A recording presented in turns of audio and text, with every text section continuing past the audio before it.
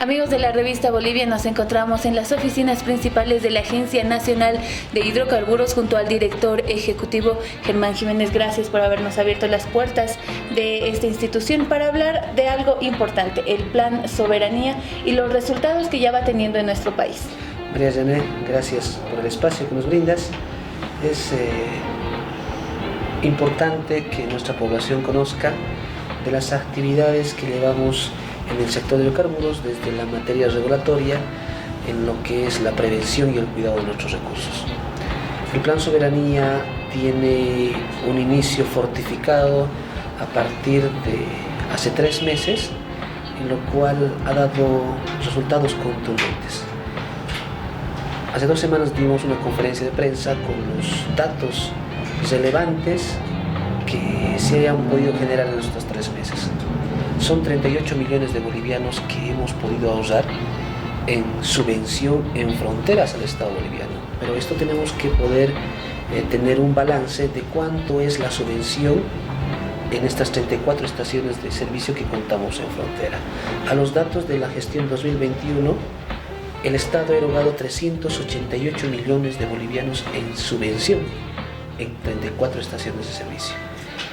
Hasta el momento, en 3 meses, hemos podido reducir 38 millones, que si nosotros podemos ver hasta fin de año, podemos tener una reducción del 10 al 12%, que es muy satisfactorio para el Estado, porque pese a los problemas que se tienen de carácter internacional, esta reconfiguración dentro del panorama internacional por la guerra entre Ucrania y Rusia, que establece que los precios del petróleo hoy fluctúan por encima de los $100. Yo puedo recordarte que en el 2019 el barril de petróleo costaba y hemos cerrado un promedio de $57.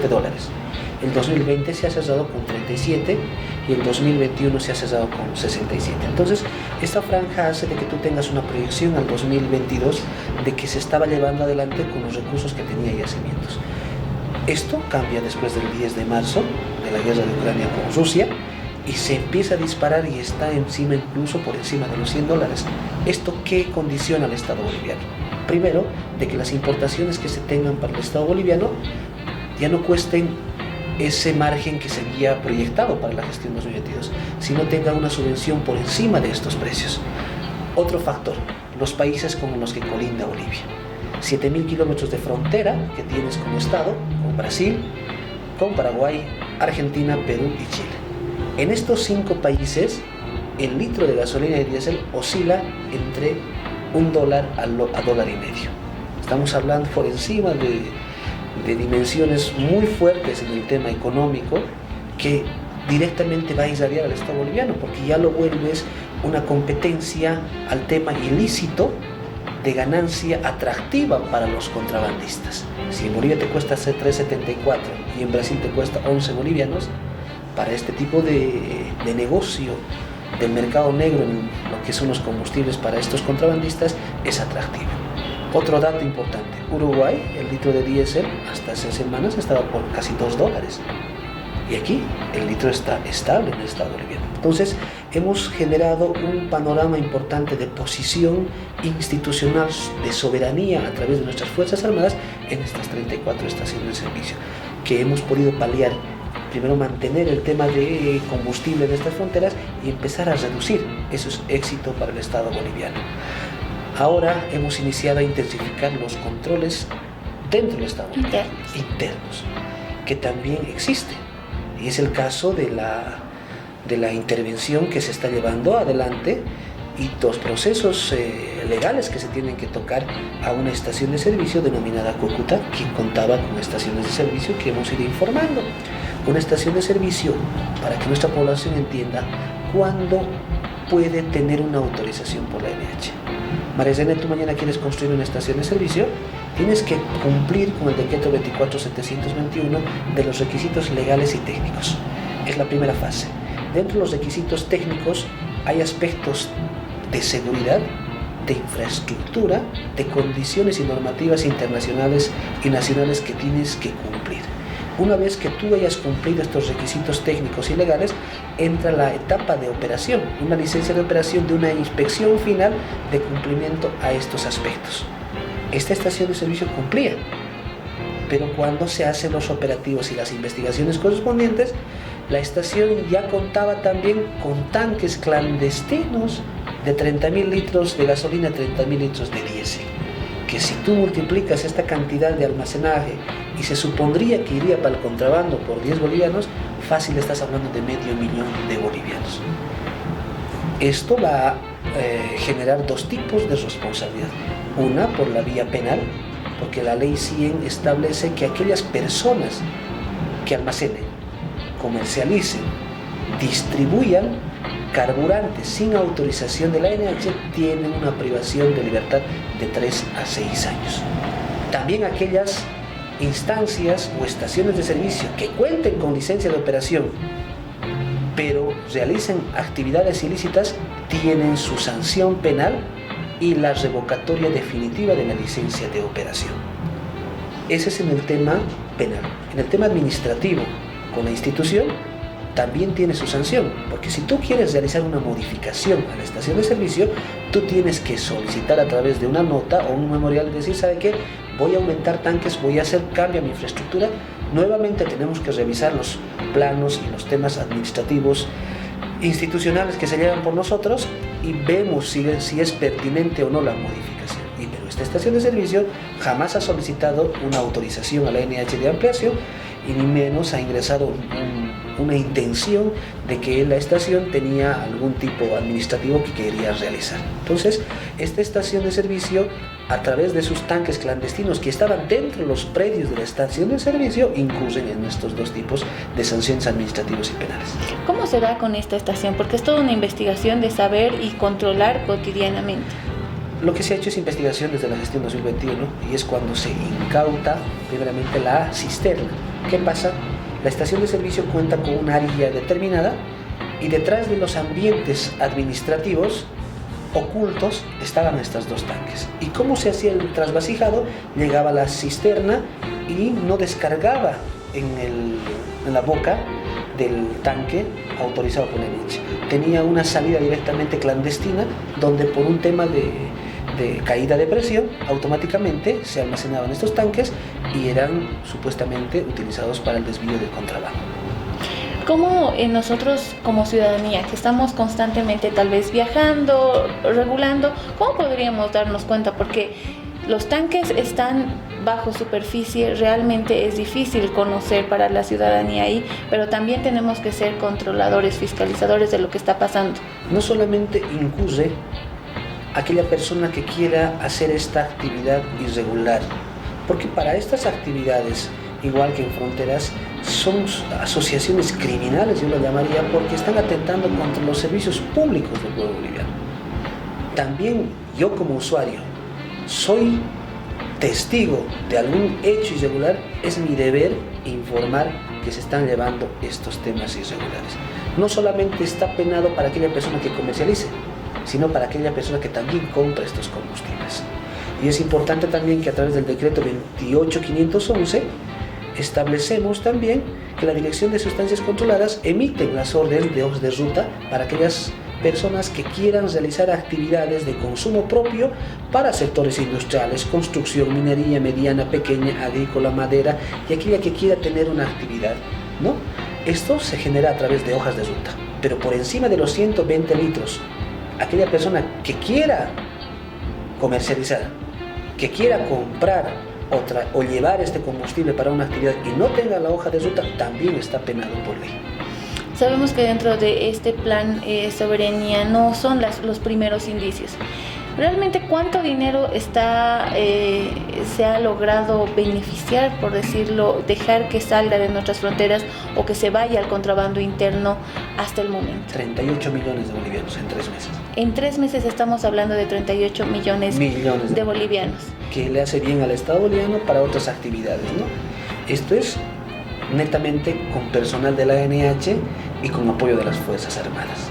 Tenemos 35 personas en este momento detenidas con los procesos penales que se tienen que llevar en cumplimiento de la normativa. Tenemos cisternas incautadas, tenemos más de 180 turriles que ya se han podido trasladar a yacimientos después de haber hecho los operativos. Entonces el trabajo es intenso por parte de la ANH. Durante estos 3 meses, ¿cuáles han sido los territorios, digamos, en los que más se ha trabajado? Porque no necesariamente tiene que ser frontera. El Plan Soberanía inicia como un control de soberanía de fronteras. Y es que dentro de las casi 600 estaciones que cuenta el Estado, 34 se encuentran en fronteras. Estamos hablando de Puerto Quijazo, de Puerto Suárez, de Riberalta, Guayaramerín, de Cobija, de Desaguadero, estamos hablando de Pisiga, de Villazón, de Villamontes, estamos hablando de Yacuiba. Entonces, en todo este sector existen 34 estaciones de servicio y es como el dato te da. Eso era el año pasado, en la gestión 2021, se ha erogado por el Estado 388 millones de bolivianos. Ahora hemos reducido una subvención importante a 38. Si nosotros seguimos con los operativos como estamos llevando adelante, queremos tener un éxito de casi la reducción del 10% a fin de año, pero con personal de la ANH y de manera proactiva como estamos tocando ahora. ¿Hay algún territorio en específico que esté ahorita siendo más afectado, tal vez? Los balances que se están llevando adelante, como hemos hecho los operativos, nos van a determinar los sectores donde vamos a tener las áreas de riesgo más vulnerables para poder tocar los operativos por parte de la institución. Hay un dato importante que usted mencionaba, no solo las personas que están dentro del negocio, dentro de la estación, podrían ser juzgadas por la ley, sino también las que compran. ¿Se ha logrado dar con alguna de estas personas que tal vez compraba y se dedicaba a llevar los combustibles a otros lugares? En ese tiempo no. Todas las personas que han sido prendidos han sido infragantes en el momento del hecho, ¿no? Son vehículos, instrumentos que son usados para estos temas ilegales. ¿Qué pasa cuando nosotros decomisamos? Los tanques que ayer han sido retirados por parte de esta estación de servicio, la norma establece que tienen que ser depositados directamente en yacimientos. Y el combustible, una vez realizado las pruebas de calidad, tienen que volver a ser comercializados para el Estado. Hay datos importantes que usted mencionaba al inicio de la entrevista que tienen que ver parte con lo que está ocurriendo en Ucrania. Para esto me voy a tomar la libertad de ampliar un poquito más el tema para los bolivianos. Si bien hay una necesidad de más, de consumir más combustibles, etcétera, los bolivianos nos tenemos que preocupar. María Zené, todos los días en el mundo se producen 100 millones de barriles. Ese es el consumo que se tiene en el mundo. El continente americano apoya o contribuye con el 30% de esta producción mundial. Sudamérica produce el 7%. Entonces hay dos tipos de precios de petróleo en el mundo. El WTI y el Brent, que son los estándares más conocidos para lo que son los balances en los costos de petróleo. Entonces, cuando se inicia la guerra, Rusia es uno de los primeros países productores de petróleo. Y el 42% que consume Europa es petróleo de Rusia. El 72% que consume Europa es gas de Rusia. Entonces, esto hace de que estos países empiecen a buscar nuevos mercados, ¿no? Y en el tema de petróleo, por consiguiente, en el tema de derivados. China ha recomendado a través de su gobierno que no exporten ya diésel. Estados Unidos, uno de los países que son potencia mundial, han bajado todos los inventarios en el consumo de diésel para que no suban sus combustibles. Brasil, que en enero de este año, del 2022, costaba al cambio boliviano entre 5 o 6 bolivianos, hoy cuesta 11 bolivianos, un 80% del incremento. Entonces, todo repercute en función a los costos del petróleo, que es un commodity, ¿no? Entonces, países como estos, que son países mundiales, como Rusia, China, Estados Unidos, que establecen costos en lo que son los márgenes de venta de combustibles, repercute directamente a Latinoamérica. Y en Bolivia, ¿cómo repercute? En el tema de incremento en los costos de compra de los combustibles, como la gasolina y el diésel, en la importación, automáticamente. Sube el diésel, sube el costo de compra de diésel, sube el petróleo, y sube el costo de importación de estos carburantes. Sin embargo, los bolivianos internamente esto no tendría que preocuparnos. Es que no tendría que preocuparnos, más bien es un tema que debe ponernos en la alerta a todos nosotros. ¿Qué está haciendo el presidente Luis Arce? La primera política es mantener el costo de los combustibles, 3.74, 3.72. Bolivia es un país mediterráneo, Brasil tiene océano, Chile tiene océano, Perú tiene océano, Argentina tiene océano. Estos países que tienen toda una dimensión hacia las puertas hacia el mundo han modificado sus costos. Argentina, de los 23 provincias que tiene, 19 tienen problemas de diésel. Argentina, desde mayo del año pasado hasta marzo, que son casi 9-10 meses, ¿qué ha pasado? Tenían un precio estable. Una vez iniciada la guerra, ellos empiezan a modificar sus costos. Y hoy está viendo cómo está el problema en este país. Con lo que quiero terminar esta entrevista es dos cosas. Uno, cómo se va a seguir trabajando en este plan soberanía, porque todavía nos quedan unos meses para poder cerrar y hacer una evaluación general de realmente cuánto se ha trabajado, cuánto dinero es para pro del país y también ayudar a frenar este contrabando de combustible, ¿no? Y la segunda, este mensaje que le decía para los bolivianos: internamente el precio va a estar estable porque se sigue trabajando de la misma manera, y es algo que le preocupa a las personas, sobre todo que están, a los choferes que están en las carreteras, que justamente tienen que cruzar nuestras fronteras llevando producción, llevando alimentos, ¿no?